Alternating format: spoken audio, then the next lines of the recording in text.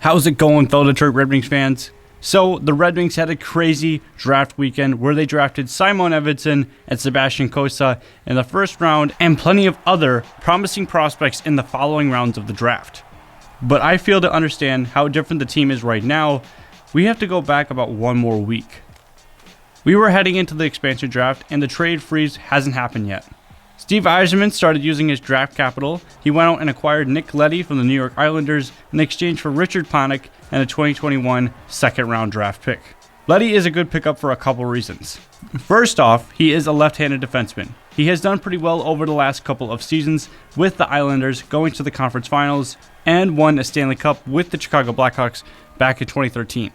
He also gives a great mentor role model for Moritz Seider next season and down the line. Also, it just helps with the Red Wings' lack of left-handed defensemen on the Detroit Red Wings roster. Then, we got the trade rumors of Tyler Bertuzzi and that Bernier will be testing free agency. Then the Red Wings announced a protected list for the expansion draft, exposing Svechnikov, Nielsen, Nemesnikov, Cholowski, and Stetcher, among others, for the Kraken to possibly select.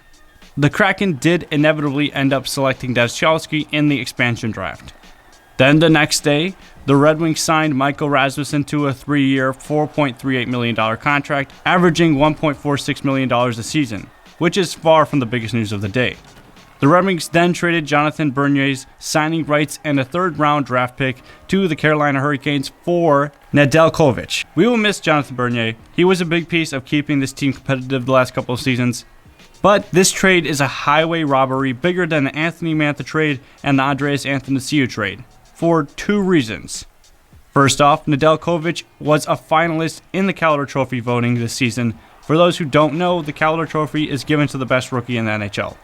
He is 25 years old, posting a .932 save percentage, 1.90 goals against average, in 23 NHL games played this season. He also has won at pretty much every stage.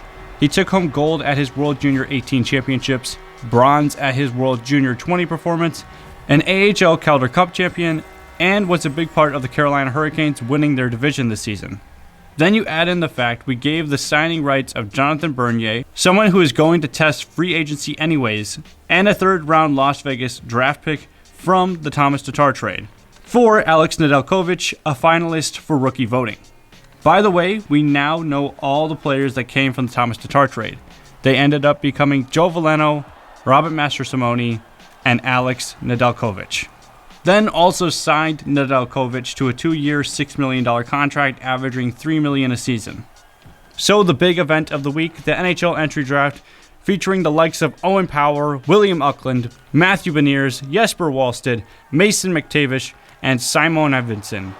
First off the board, the Sabres select Owen Power, followed shortly by the Kraken selecting Matthew Beniers, then McTavish at third, then Luke Hughes, then Kent Johnson taken 5th overall by the Columbus Blue Jackets. Finally, the Detroit Red Wings are on the board with the 6th pick in the draft. They select from Frölunda of the SHL, Simon Edvinsson.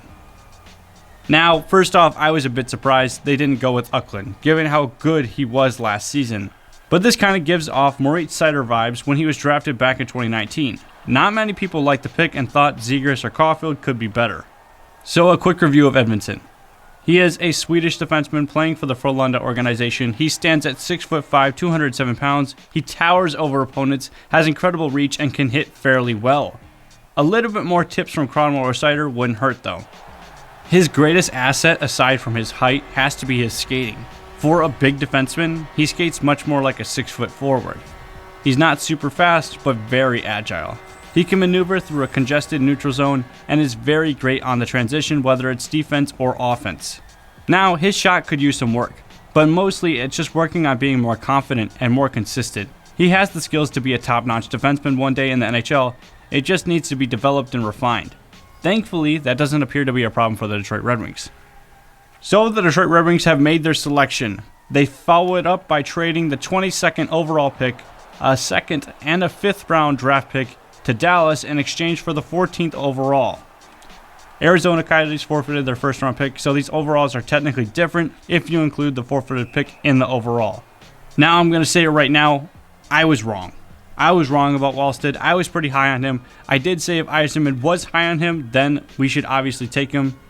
Obviously, Yzerman didn't like what Wallstedt was selling, but he really wanted to get a great goaltender. So, Yzerman selected from the Edmonton Oil Kings in the WHL, Sebastian Cossa. So Cossa is a big goalie and the best goalie of this draft outside of Jesper Wallstedt, at least according to NHL scouts. Not so much Steve Yzerman. He stands at 6'6", weighing in at 212 pounds. He covers a lot of net naturally. He posted a .941 save percentage with a 1.57 goals against average in 19 games played in the WHL last season, and had a .921 save percentage in 33 games played in his rookie season in the WHL. We will have videos going into more depth about the prospects like Simon Edvinsson, Sebastian Cossa, and the rest of the players selected in the 2021 NHL entry draft in the coming weeks, so please look out for them. Now, the second day of the NHL draft, rounds 2 through 7, Yzerman selected Shia Byam in the second round, Carter Mazur in the third round, Red Savage in the fourth round, Liam Nilsson and Oscar Plandowski in the fifth round, and Pascal Zito in the sixth round. So at least at the time of this recording, there hasn't been any other news. I'm sure by the time this posts, there will at least be one more big piece of news. But for right now, I would like everyone to start focusing on the NHL free agency. Because while the Red Wings are rebuilding, I feel like they're going to make a bigger splash than people are expecting. To be fair, Yzerman did make a massive splash in free agency, signing Nemesnikov, Bobby Ryan, Troy Stecher, Thomas Greiss, John Merrill, all those guys with the kind of talent like Nick Leddy, Alex Nedeljkovic, Tyler Bertuzzi, Jacob Vrana, Dylan Larkin, Moritz Seider, Joe Veleno, Thomas Greiss. All these guys, it really doesn't feel like a rebuilding team anymore. Now, sure, they're still going to be trying to get high draft picks because we really need a lot more high talented players to complete this team, probably like a number one center. But I have a feeling that the Detroit Red Wings and Steve Yzerman are going to make a bigger splash in free agency than people are expecting. Who knows? Let me know what you think. Who do you think is the biggest draft steal of the 2021 NHL draft? What do you think of this draft class? Let me know down below. We appreciate all your comments. Red Wing Nation was created to be a community of Red Wings fans that can come together and talk about all things Red Wings. If you like this video, go ahead and hit that like button so we make more content that you like. And lastly, hit that subscribe button. That way you get notified when we upload a video. And until next time, lights on the Red Light District.